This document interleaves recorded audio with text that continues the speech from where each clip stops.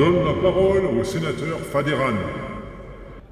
Noble assemblée de la Grande Confluence, je vous propose le libre-échange dans toute la galaxie, ainsi que le partage de toutes les technologies, afin d'en finir avec le monopole de la guilde du commerce. Je proteste contre les allégations du sénateur.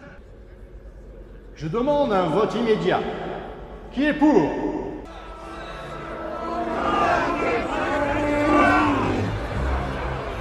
Salut la team et bienvenue sur Je Conseille.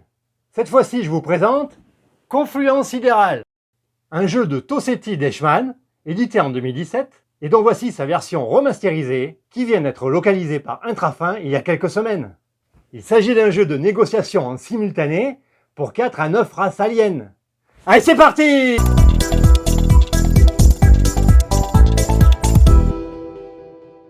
Et voici la mise en place pour 4 races aliens. Compte tenu de la place que prend le jeu, je n'ai placé qu'une seule race, ici, les Gjas. Il vous faudra donc une grande table pour y jouer. Chaque race alien a des possessions de départ, comme indiqué sur sa carte.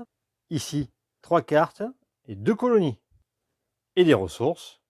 Les cartes de départ sont toujours indiquées par une étoile. Ici, pour la race Gjas, 3 cartes technologie. 2 colonies ont été tirées du paquet et sont placées ici. Les ressources en jeu sont toujours visibles. Il n'y a que les points de victoire qui sont cachés derrière le paravent, ainsi que les vaisseaux lors des enchères. Chaque race a également un descriptif, une explication sur la confluence, des règles particulières pour la mise en place, etc. Un niveau de difficulté pour jouer, un rang qui brise les égalités et le nombre de colonies possibles. Au verso, des pouvoirs particuliers, puissance militaire, les 3 tuiles territoire et expansionnisme, et toujours des conseils. J'ai pris les 6 cartes confluence correspondant au nombre de races aliens en jeu, ici 4.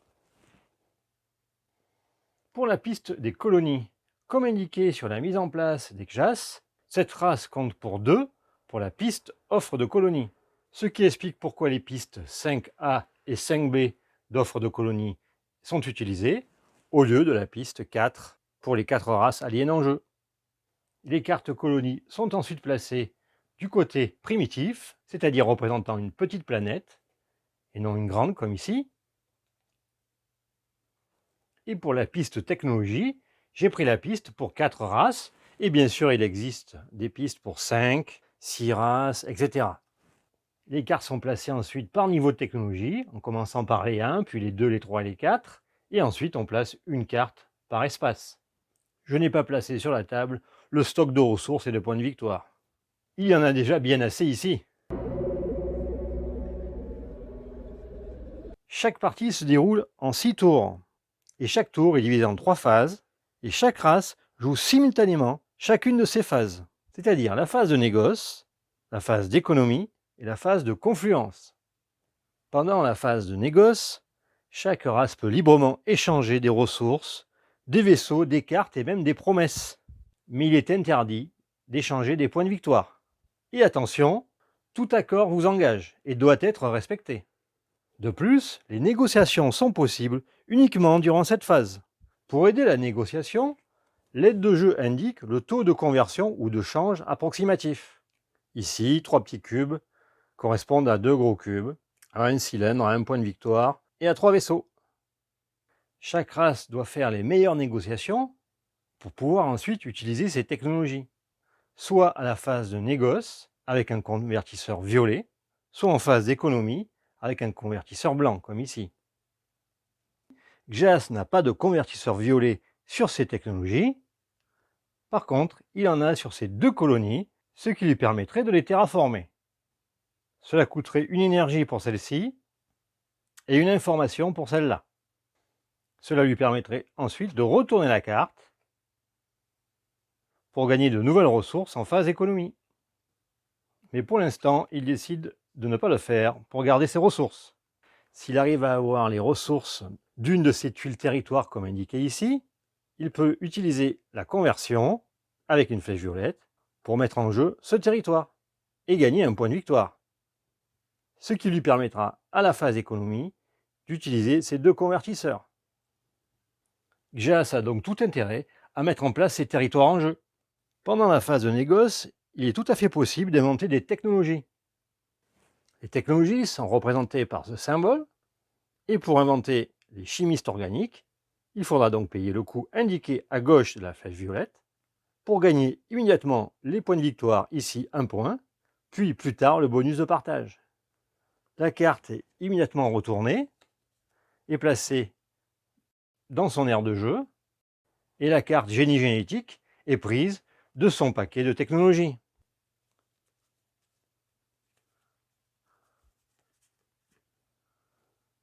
Et elle est ensuite placée en jeu.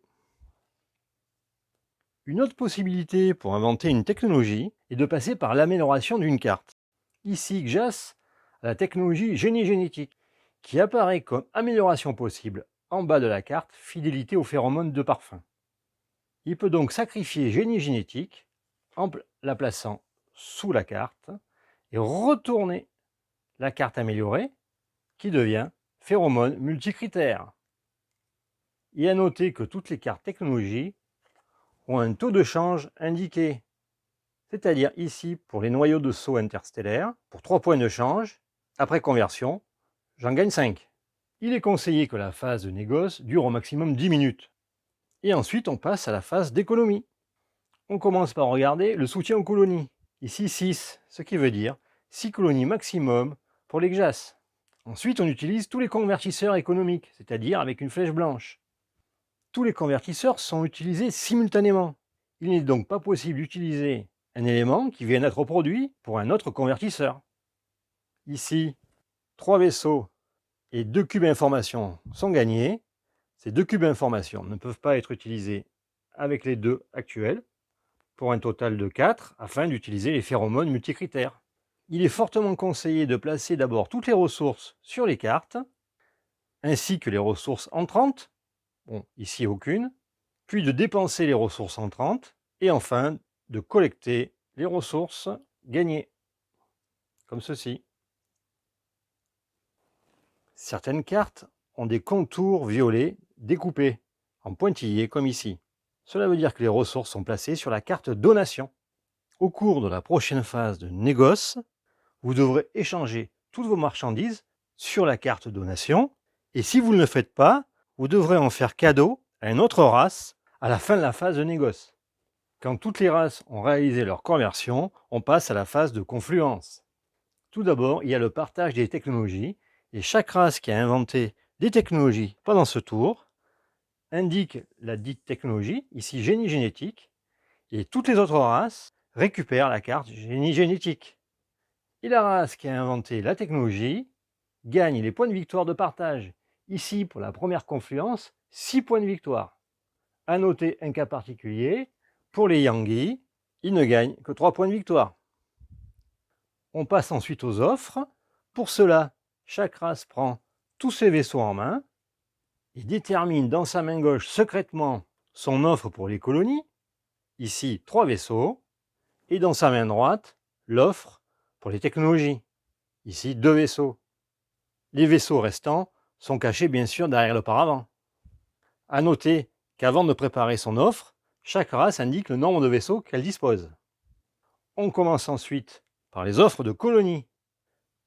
Toutes les races simultanément indiquent leur offre et la plus grande offre commence.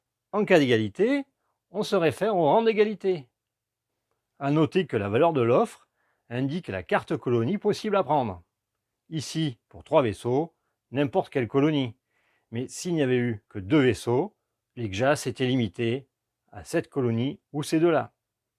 Si une race finalement ne veut rien acheter, elle passe et garde ses vaisseaux.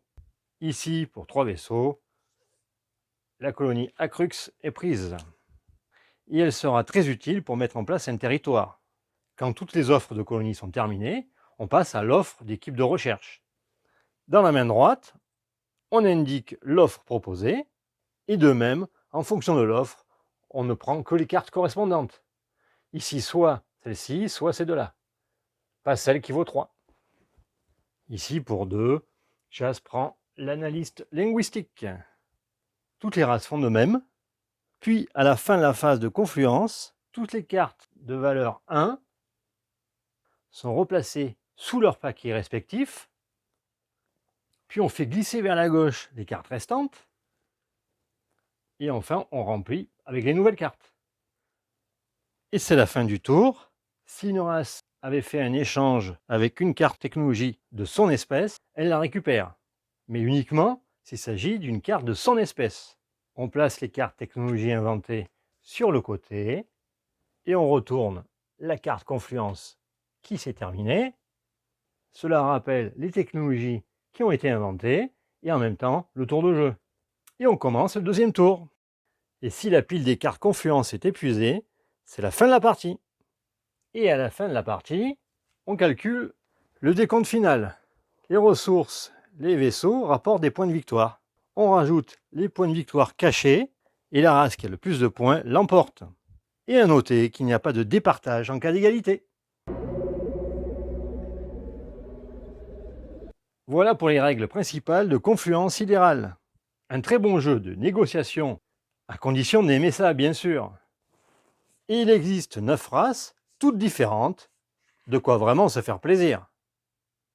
Et pour finir, je vous fais un reboxing, c'est-à-dire la façon la plus optimale pour ranger la boîte.